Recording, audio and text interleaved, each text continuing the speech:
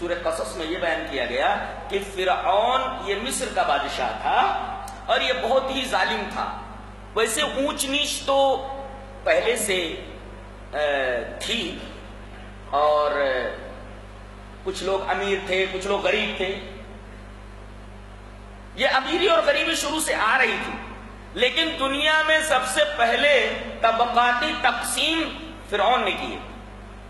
یہ بیکورڈ، یہ نیچی ذات کا، یہ اونچی ذات کا. سب سے پہلے طبقاتی تقسیم فرعون نے کی. یہ بیکورڈ ہے.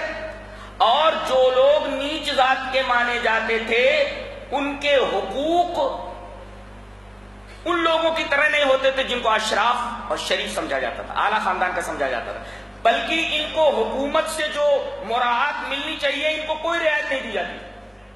انہیں تمام مراعات سے محروم رکھا جاتا تھا. بیلوں کی طرح ان سے کام لیا جاتا تھا اور انہیں اتنا رزق دیا جاتا تھا جس سے یہ لوگ اپنے آپ کو زندہ رکھ سکیں اور ہمارا کام چلتا رہے. کمائیں یہ اور ان کی کمائی کے اوپر زندہ رہے طبقہ اشراف، شریف لوگوں کا، بادشاہوں کا طبقہ، حکمرانوں کا طبقہ، جرنیلوں کا، کرنیلوں کا طبقہ. تو طبقاتی تقسیم سب سے پہلے اسی نے کی. اور کمزور قوم سے یہ بیگار لیتا ان کے اوپر ظلم کرتا. ڈیوائڈ اینڈ رول کا جو فلسفہ ہے انگریزوں نے شاید اسی سے لیا ہے فرعون سے. کسی نجومی نے بتا دیا کہ تیری اس حکومت کا ختم کرنے والا بنی اسرائیل میں پیدا ہونے والا ہے. یہ قبطی تھا، ایک خاندان تھا قبطی جو فرعون کا خاندان تھا، اور بنی اسرائیل کا خاندان یہ حضرت یعقوب علیہ السلام کا کے بیٹوں کا جو خاندان تھا وہ تھا. انہی کو حقیر سمجھا جاتا تھا، انہی سے بیگار لیا جاتا تھا اور ہر ظلم و ستم ان کے اوپر روا رکھا جاتا تھا.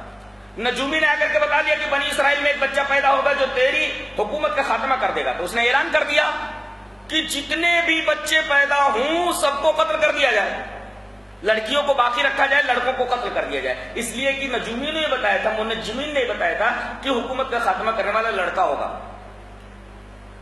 تو جتنے پیدا ہوتے بچے سب کو قتل کر دیا جاتا. اور باقاعدہ جاسوس دائیاں ہر گھر میں جاتی، کسی عورت کو حاملہ دیکھتی تو برابر اس کے اوپر نگاہ رکھتی کہ دیکھو اس سے کیا پیدا ہونے والا ہے، لڑکا یا لڑکی. لڑکا پیدا ہوتا چھین کر کے قتل کر دیا جاتا. اس کے بعد فرعون نے یہ دیکھا کہ سارے لڑکے قتل کر دیے جا رہے ہیں. اگر سارے لڑکے قتل کر دیے جاتے رہے تو پھر ہمارے کھیتوں میں کون کام کرے گا، ہماری بیگار کون کرے گا. لہذا اس نے یہ اعلان کیا کہ 1 سال لڑکے نہ قتل کیے جائیں، دوسرے سال کے لڑکے قتل کیے جائیں. تو جس سال لڑکے قتل نہیں ہوتے تو اسی سال حضرت ہارون علیہ السلام پیدا، وہ بچ گئے. اس لیے کہ اس سال بچوں کو قتل نہ کیے جانے کا حکم تھا. اسی سال حضرت ہارون ہوئے جو حضرت موسیٰ کے بڑے بھائی ہیں، وہ بھی نبی تھے، وہ بچ گئے. اس لیے کہ اس سال یہ حکم تھا کہ بچوں کو قتل نہ کیا جائے، سارے بچوں کو زندہ رکھا جائے تاکہ ہمارے کھیتوں میں کام کرے لوگ. محنت کا کام کون کرے گا، یہی لوگ کریں گے. اور جس سال بچوں کے قتل کا حکم تھا اسی سال حضرت موسیٰ علیہ السلام پیدا ہوئے. تو اللہ تبارک و تعالی نے 2 چیزیں یہاں ظاہر فرمائی. ایک تو موسیٰ علیہ السلام جب اپنی ماں کے بطن میں آئے تو حمل کے آثار ظاہر ہی نہیں ہوتے تھے، اس لیے دائیوں کو معلوم ہی نہیں ہوا کہ ان کے حمل ہے. اور جب پیدا ہوئے تب ان کے قتل کا خطرہ حضرت موسیٰ علیہ السلام کی ماں کے دل میں پیدا ہوا. اللہ تعالیٰ نے ان کے پاس وحی کی. ہو سکتا فرشتہ ہے. اب آپ سوال کر سکتے ہیں کہ کیا غیر نبی کے علاوہ، اب تو کوئی فرشتہ کسی غیر نبی کے پاس آ ہی نہیں سکتا نبی کریم صلی اللہ علیہ وسلم کے بعد. پہلے کیا آتا تھا فرشتہ؟ جی آتا تھا، عام آدمی کے پاس بھی آ جاتا تھا. دلیل مسلم شریف کی وہ روایت ہے نا، ایک گنجا اور ایک کوڑھی اور ایک اندھا، یہ 3 تھے بنی اسرائیل میں، ان کے پاس فرشتہ آیا. اور اس کے بعد وہ ایک لمبا قصہ ہے، پڑھ لیجیے. عام آدمی کے پاس فرشتے آنے کا ثبوت حدیث میں موجود ہے. فرشتہ آیا ہوگا. وَأَوْحَيْنَا إِلَىٰ أُمِّ مُوسَىٰ موسیٰ ارضعی، لیکن ایک دو دفعہ آنا یہ کسی بات کو بتلانے کے لیے آنا ہے، وہی نازل کرنا نہیں. اس وجہ سے کوئی عورت نبی نہیں ہو سکتی، کوئی عورت نبی نہیں ہو سکتی. تو وَأَوْحَيْنَا إِلَىٰ أُمِّ مُوسَىٰ أَنْ أَرْضِعِيهِ، اب دودھ پلا. فَإِذَا خِفْتِ عَلَيْهِ فَأَلْقِيهِ، موسیٰ پیدا ہو گیا، دودھ پلا. اور اگر تجھے خوف ہو کہ موسیٰ علیہ السلام کو قتل کر دیا جائے گا تو فَأَلْقِيهِ فِي الْيَمِّ، تو ایک تابوت بنا لے اور تابوت بنا کر کے اس کے اندر رکھ دے اور حوالے دریا کر دے.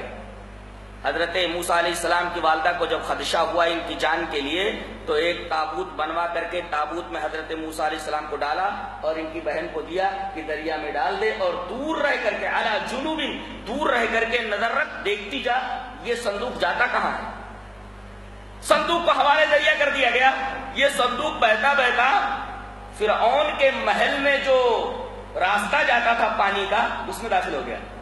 حضرت آسیہ علیہ السلام وہاں بیٹھی ہوئی تھی، نوکرانیوں سے کہا کہ دیکھو وہ کیا ہے، وہ صندوق بہتا بہتا آ رہا ہے. کھولا گیا تو پیارا بچہ.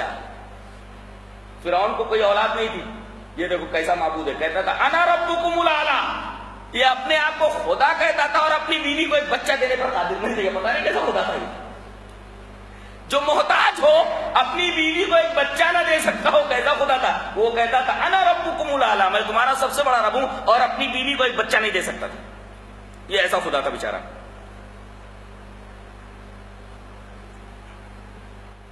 جن کے اولاد نہیں ہوتی انہیں بچوں سے بڑی محبت ہوتی ہے. حضرت آسیہ نے فوراً دیکھا کہ ایک منموہنا سا بڑا پیارا بچہ، ایک تو نبی بننے والے ہیں، دوسرے بہت ہی خوبصورت. حضرت آسیہ نے، اسے بچہ بھی منموہنا ہوتا ہے، یہ چھوٹا ہو تو، اور وہ بھی نبی بنانے جانے والے ہیں، کیسے ہوں گے اندازہ لگائیے. ان کو اپنے سینے سے لگا لیا انہوں نے. فرعون کو معلوم ہوا، اور ایک روایت لکھی ہے اس میں اصل البیان کے اندر کہ فرعون کو معلوم ہوا کہ ایک بچہ تابوت کے اندر بہتا بہتا میرے محل میں آیا اور میری بیوی کے پاس ہے. تو ساری چیزیں بھول کر کے اس بچے کو دیکھتا رہ گیا. کہا کہ ذرا دو مجھے، میری گود میں دو.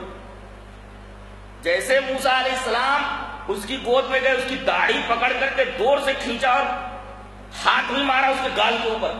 فوراً اس کے ذہن میں آیا ہو نہ ہو یہ وہی بچہ ہے جو میری داڑھی کھینچنے والا ہو اور جو مجھے تھپڑ مارنے والا ہو، یہی میری حکومت کا خاتمہ کرنے والا ہے. کہا لاؤ ادھر دو، میں اسے قتل کرنے جا رہا ہوں. بیوی نے کہا لا تقتلوہ، اس کو قتل مت کرو، ڈونٹ کل ہم، اسے مت مارو. عسیٰ ان ینفعنا او نتخذہ ولدا، شاید یہ ہمیں فائدہ دے، ہم اپنا بیٹا بنا لیں. وہم لا یشعرون، ان کو احساس نہیں تھا کہ یہی بچہ ہے جو حکومت کا خاتمہ کرنے والا ہے. وہم لا یشعرون، ان کو شعور نہیں، ان کو احساس نہیں کہ یہی بچہ حکومت کے خاتمے کا، فرعونی حکومت کے، فرعونی اقتدار کے خاتمے کا سبب ہوگا. اللہ تعالیٰ نے ساری باتیں فرعون کے ذہن سے نکال دی اور اس کے بعد کہا کہ دائیوں کا انتظام کیا جائے دودھ پلانے کے لیے. جب سے یہ محل میں گئے چیخنا شروع کر دیا، چیخ رہے ہیں. جتنی دائیاں دودھ پلانے کے لیے بلائی گئیں، ایک کا دودھ پینے کے لیے حضرت موسیٰ علیہ السلام تیار نہیں ہوئے. جو بھی دائی گود میں لیتی زور سے چیخ مارتے. پورے محل کو اللہ کے اس نبی نے، اس بچے نے سر کے اوپر اٹھا رکھا تھا. کیوں؟ اللہ تعالیٰ نے فرمایا کیوں. وحرمنا علیہ المراضع من قبل، سے پہلے ہی ہم نے تمام دودھ پلانے والی عورتوں کا دودھ موسیٰ کے اوپر حرام کر دیا تھا. پیتے کیسے؟ وحرمنا علیہ المراضع من قبل.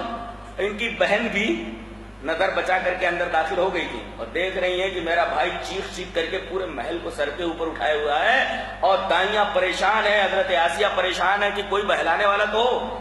کہنے لگی میں ایک بات بولوں، هل ادلکم علی اہل بیت یکفلونہ لکم، ایسا گھر نہ بتا دوں، ایسی عورت نہ بتا، اہل بیت مانے گھر والی، ایسی عورت نہ بتا دوں جو اس کی کفالت کرے، اس کا دودھ پی لے. ارے کہا بلا کر کے لاؤ.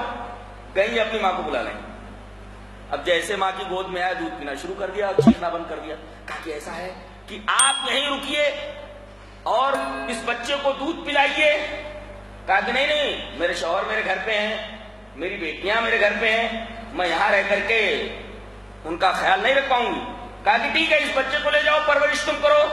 تنخواہ شاہی خزانے سے دی جاتی رہے گی. یہ ہے کہ اللہ تبارک و تعالیٰ جب کسی کو پالتا ہے تو دشمن کیا پالتا ہے؟ اس کے خاتمے کے لیے اسے تیار کرتا ہے اور اس کے خزانے ہی سے، اس کے مال ہی سے اس کی پرورش کرواتا ہے. کیا اس کی قدرت ہے اور کیا اس کا نظام ہے، انسانی سمجھ سے ماورا ما فوق الادراک ہے. آدمی گھر نہیں چلا سکتا، وہ تو پوری کائنات کو دیکھ رہا ہے، اس کے اوپر کچھ بھاری نہیں ہے، اور ہر دن ایک نیا کام ہے اس کے لیے. یہی کام نہیں ہے خالی اس کے لیے، اس کے اوپر تو اس کی نگاہ ہے ہی، ایک ایک ذرہ اس کی نگاہ سے باہر نہیں ہے، اور ہر روز ایک کام ہے. کل من علیہا فان ویبقى وجہ ربک ذو الجلال والاکرام فبأي آلاء ربکما تکذبان یسألہ من فی السماوات والارض کل یوم هو فی شأن. ہر دن اس کا ایک کام ہے. یہی نہیں یہی بنا کر کے دنیا بس خاموش بیٹھ گیا ہے. ہر دن اس کا ایک کام ہے، ہماری سمجھ سے باہر، ہماری ادراک سے باہر.